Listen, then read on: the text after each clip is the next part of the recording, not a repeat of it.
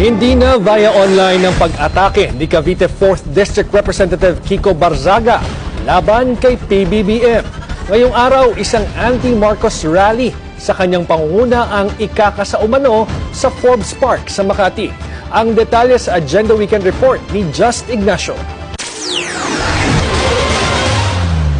Alas 5 pa lang nitong linggo ng umaga, meron ang nakadeploy na mga pulis ng Southern Police District sa Executive Village na Forbes Park. Ayon kay SPD District Director Randy Arceo, parte raw ito ng paghahanda sa ikinasang kilos protesta sa parehong araw, alas 10 ng gabi.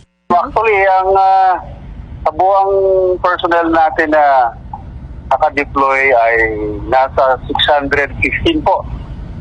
No, iba't ibang lugar po yan at meron pa tayong naka-reserve sa headquarters ng mga 200. Nitong Sabado, sa opisyal na Facebook page ni Congressman Kiko Barzaga, nagpost ito ng paanyaya sa publiko na lumahok sa isang anti-Marcos protest sa harap mismo ng Forbes Park Buendia Gate. Unfortunately, the mass protests in September did not affect the Marcos administration because they are far too detached to understand the severity of their crimes.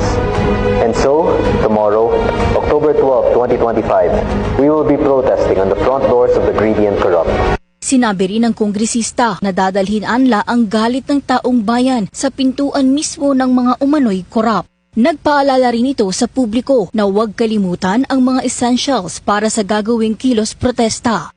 Wear a hood to shield yourself from the weather, a mask to prevent the spread of diseases, and shades or glasses to protect your eyes from the dirt. Paninindigan ni Arceo, iingatan din nila na hindi na magkagulo, lalo na't mainit na isyu pa rin ang nangyaring mga protesta noong September 21.